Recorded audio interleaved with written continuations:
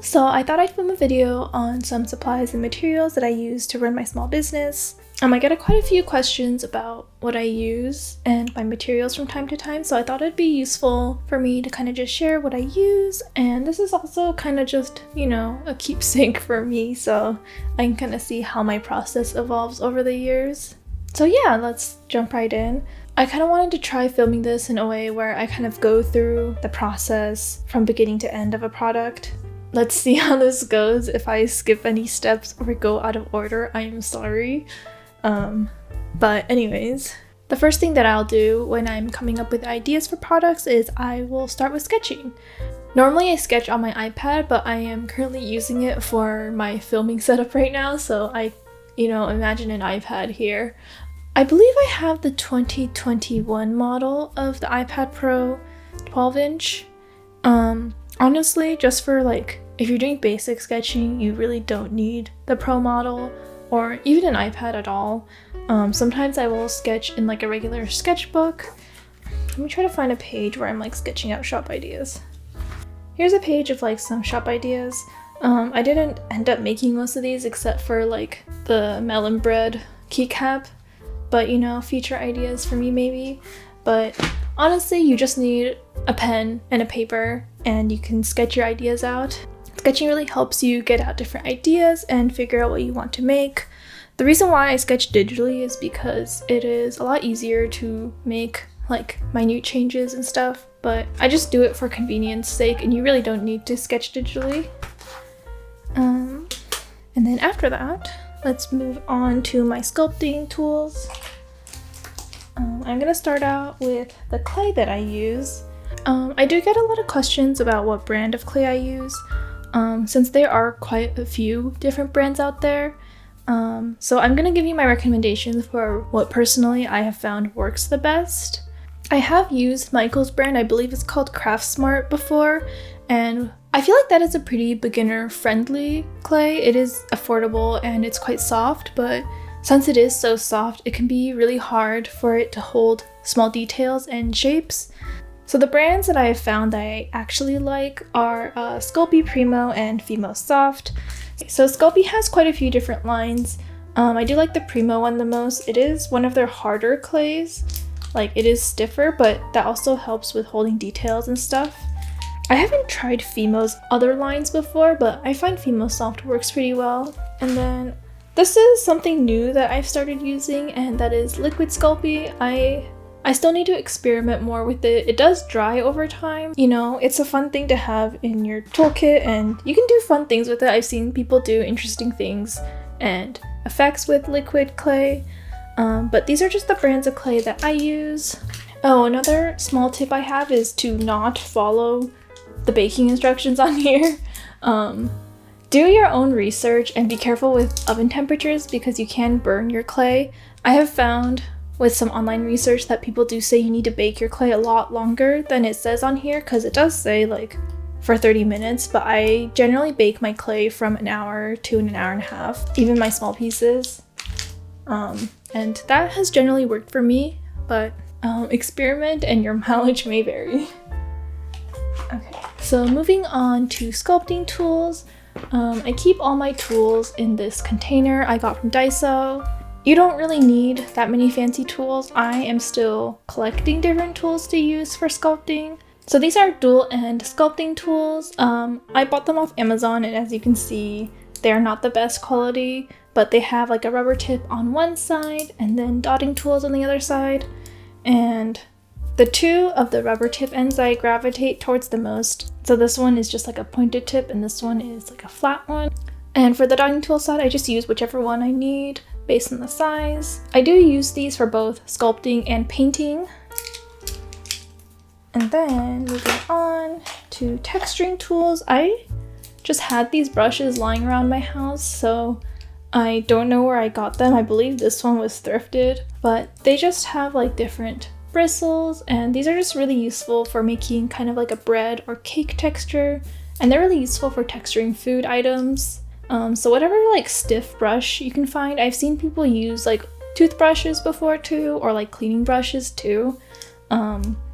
But yeah, just any stiff bristle brush will work for this.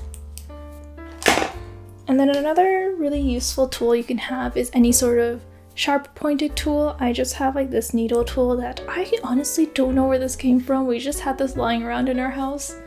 But this is really useful for sculpting. If you don't have like a needle tool, like honestly, like a sewing pin will work too, or like a sewing needle could also work. It will get uncomfortable for like prolonged use, so be careful, but I find sewing pins really useful to have in my studio. I use them for a lot of different things, such as sculpting or holding small items. Like you can stick like a piece of clay on there and work on it while it's on the end. Or I've also used it for gluing items. If you look at some of my studio vlogs, I'll use it to like apply glue onto polymer clay or like ribbons and stuff. So these are some of the cutting tools that I use. I use this palette knife to cut like bigger chunks of polymer clay off of the block. And then for smaller detail work, I have an X-Acto knife, and razor blades are also very useful. Be careful with these, they are sharp on both ends. So I do have one side taped so I can hold it. What else do I have in here? I also have toothpicks. These are also pretty useful sculpting tools. I've seen people online do all sorts of things with toothpicks. So, you know, these are very versatile tools actually. And then I have Q-tips for cleaning my polymer clay, and then some brushes for shading. These are just various brushes I've had. You don't necessarily need really great brushes for shading polymer clay, just as long as they work. And oh, I almost forgot. One of my favorite shading tools is actually eyeshadow sponges. I hate these for actual eyeshadow, but for shading polymer clay, they're really useful. Some of these I got for free in like palettes, and I don't use them, so I use them for polymer clay. And then these ones I actually bought from Daiso because they have a longer handle, so they're just a little more comfortable to use. And then some other stuff that I use that I keep in my pen cup instead of in here, because I use them when I'm not sculpting as well, are these tweezers. I don't know where these are from, but I just have like 2 pairs of tweezers, and they're pretty useful for holding things and stuff and just picking up small items.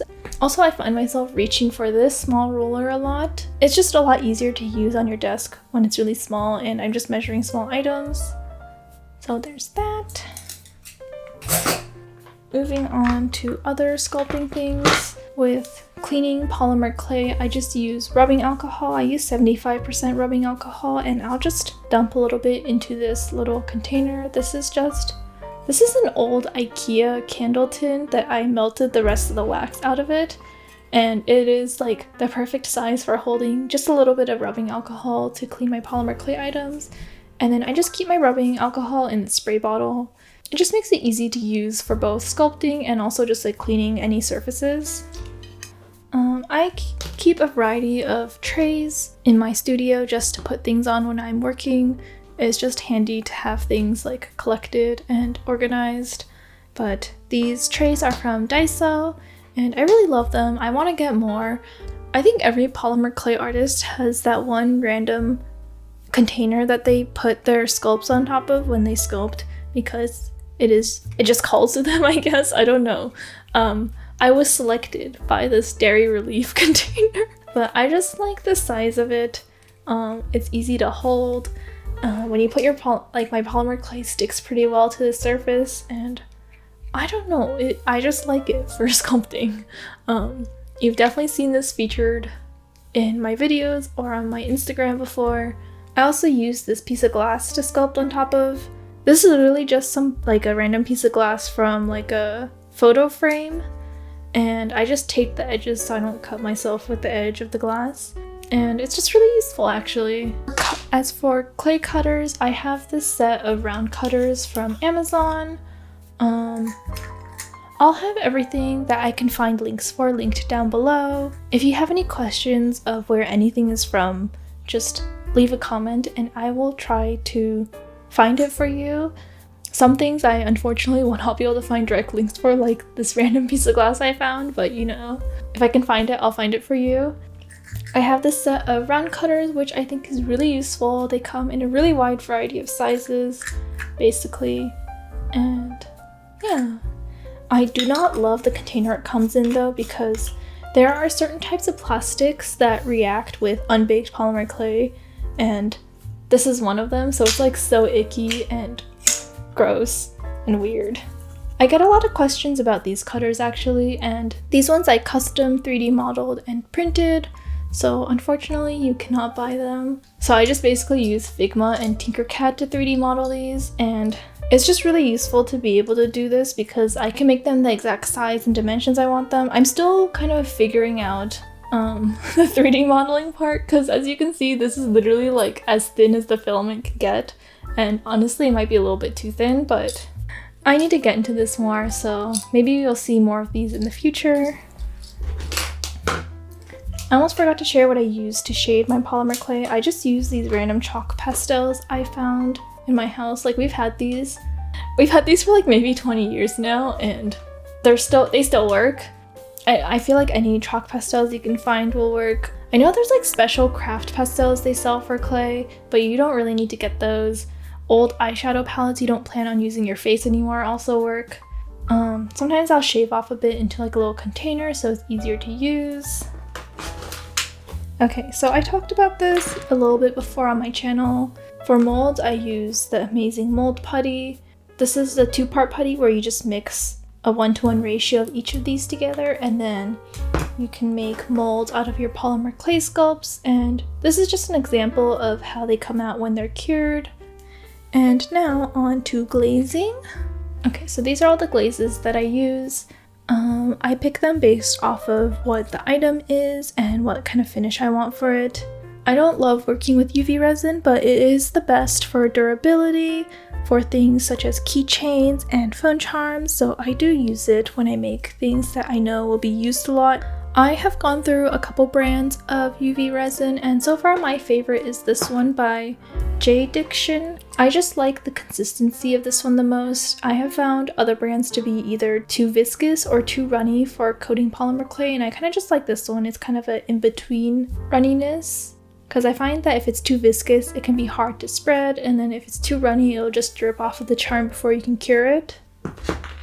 I would also like to mention that UV resin is a toxic substance, so you should make sure to work in a well-ventilated space and make sure you are wearing proper protective equipment. This also goes with any other supplies I mentioned in this video. Please do your own research and make sure you practice safe practices when working with any sort of toxic or sharp or potentially dangerous tools. I don't want you guys to get hurt in any way, so please be careful. For other items such as earrings or magnets or things that I know won't be like roughly handled as much, I do prefer, if I want a matte finish, I'll go for the Liquitex matte varnish. Let me show you an example of what it looks like. This is what a charm looks like without any finishing or glazing done to it, just straight out of the oven. And then this is what it looks like with the matte varnish on it. I don't know if you can really see the difference on camera. I think it just gives it a slightly more finished look, but it also just helps protect any painted details you might have. And then sometimes I also use this gloss varnish. I have some items, mostly like my fruit sandwich earrings and charms and those things where I like kind of like a spot gloss finish where it's just glossy on the fruit, and then I'll use this for that. I've seen other people use other solutions for glazing, such as the gloss varnish, as well as polyurethane, but I haven't tried those yet. I guess this is trying the gloss varnish, but I haven't tried coating an entire charm with that yet. But there is a lot of things you can try out there, so I would suggest going out and experimenting and seeing what works best for you. So for jewelry and finishing supplies, I haven't found a brand of eye or head pins that I am in love with yet, so if you have any recommendations, please send them my way, because all the ones I found are like too soft or just come bent like this. But these are the jump rings I use, and I quite like these actually. Like, I find them to work pretty well. And I love these containers from Daiso. They do run into the same problem where this plastic will polymerize with clay, so be careful with these. But these are just for jewelry finding, so I don't have that problem. My jewelry tools are from this random kit that we've always had in our house, so I don't know where they're from, and honestly they're not the greatest, so I will try to find some sort of equivalent to these, maybe some better ones. One day I do want to upgrade, but they work for now.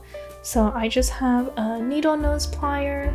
This is great for making loops and just like handling finer stuff. I believe this is called an alligator nose plier. This is just good for holding things and closing loops and stuff. And then we have wire cutters, which is kind of self-explanatory. And then I also get questions about this. This is a one-step looper. I have spoken about my love-hate relationship with these before, but they are supposed to create a loop in one step, as the name suggests. But maybe I just got the wrong size, or maybe I'm using it incorrectly, but I find that the loops it makes are very loose and don't close all the way and are not very strong. So I do want to try a different size looper in the future and see if that makes a tighter loop. But for now, I just use this to start my loop, and then I'll finish it off with these tools. And then these are my jewelry, beads, and findings. I have a lot more containers of beads. I get these containers from Daiso. I don't love this container because the dividers move really easily and then the beads slide around underneath it, which is annoying. But I get the majority of my beads from AliExpress, but sometimes I find them at Michael's or other local craft shops. And then this container just holds my findings. Yeah, I just have a variety of findings to make different products. Okay, so that was all the jewelry and beading stuff. Oh my god. Okay, and then last but not least is the packaging supplies. So the majority of my orders are sent out in these bubble mailers. These are just 9x7 bubble mailers. It just has like one of these adhesive peely things where you just peel this off and then it's sticky underneath and you can just close it and it'll be closed. And then my sticker mail goes out in envelopes.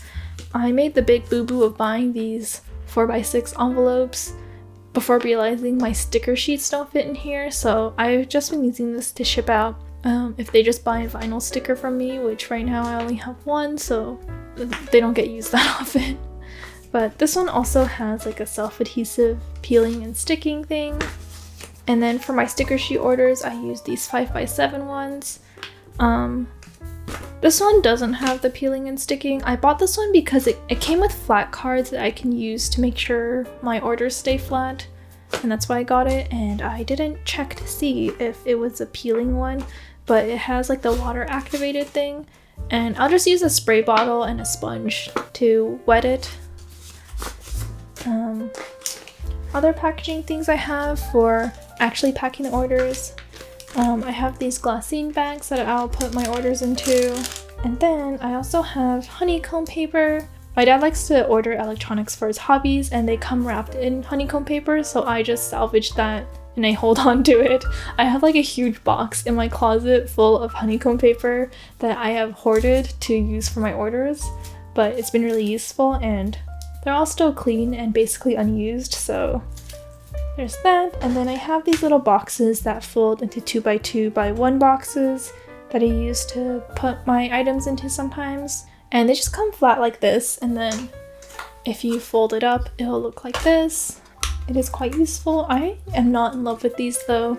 I don't like the feeling of this paper coating they have on top of it, and I think the size is okay, but that is what I've been using. So most of my other packing supplies fit into this little box that I'll just bring onto my desk when I'm packing orders. So we have packing tape, and then some twine that I tie on some of my orders. And then I have this little divided container thing that just holds some of my other packing supplies. Like this is where I keep like miscellaneous backing cards and stuff. And then I have these round stickers I got from Daiso that I use in my orders. And then also some longer label stickers that I also got from Daiso. And then I have this small hole puncher from Michael's. I don't know the exact dimensions of the holes it punches, but I just use it to punch holes into my backing cards so I can loop my phone charms through. In this box I keep some of my packing supplies. It is not very neat in here. I'm so sorry. But I started keeping my backing cards for my phone charms in here because I use them so often and I didn't want to have to open this every single time. But I print these out myself. And then we also have my business cards in here. I order my business cards from Vistaprint because I go through them very quickly, so I don't want to have to print and cut them myself. And then we have this memo pad that I use to write notes on for my orders. I actually made this myself, which I am quite happy about because I used to use sticky notes that I bought from Daiso, and it just didn't feel very personalized that my notes were written on like a sticky note that someone else designed, so I thought it'd be nice for me to design one myself. And then we have some washi tape I have in here. And then in this container we have my freebie stickers. And then this is my corner rounder that I use quite often. It just helps me round off corners like this. And it has 3 different radii on it. So there's a small, medium, and large, depending on what you need. Oh, and then sometimes I also use washi tape in my orders. It mostly is this one, which is just this powdery blue, and I like to have it on this tape dispenser from Muji. I love you, Muji. Please reopen your stores in California so I don't have to go out of state to buy your stuff. And then my savior is this paper cutter. Before I got this, I was hand cutting things with an X-Acto knife and a ruler, and I had this paper cutter before, but I just didn't have any blades for it, so I bought a blade. So now I can use it.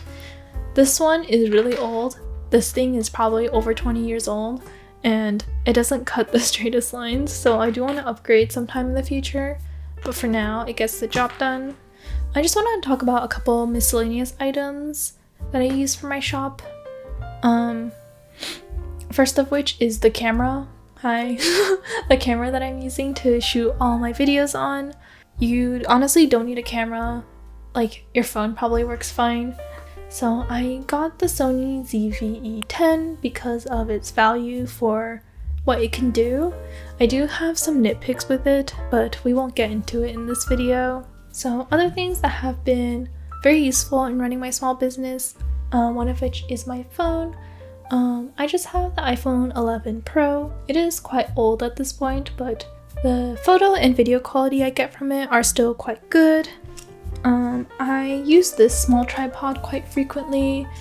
It comes with a little holder for your phone, but you can also take it off and put a camera on it. And I just find it really useful for setting up desktop shots. It's pretty easy and quick to use. And if you ever travel, it is quite compact too. So this has been pretty useful as well. And then I also have my big tripod, which is also being used to shoot this video. And another item that I use pretty often is this planner from Muji. I actually wanted to get the dated one, but I couldn't find it when I went, so I have the undated one. I just use it for planning shop stuff and as well as other life things, but it comes with monthly spreads in the front and then weekly spreads in the back. I like this layout because it has the week on one side and then a blank page on the other side where you can write notes. So I will write like habit trackers on this side and then like just like a dump list of everything that needs to be done or any notes that I took that week on this side. And then I can put like tasks for each day on this side. And it comes with space for notes in the back. So I just have like goals written in here. It's mostly just goals in the back. And then it also has like these pockets in both the front and the back that you can use to hold cards and stuff. So I just have really random miscellaneous things actually. And then I think in the front I have my business cards and stuff.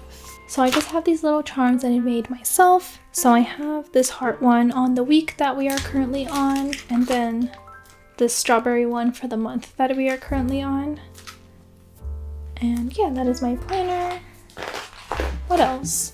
I also do some of my organization for my small business on Notion.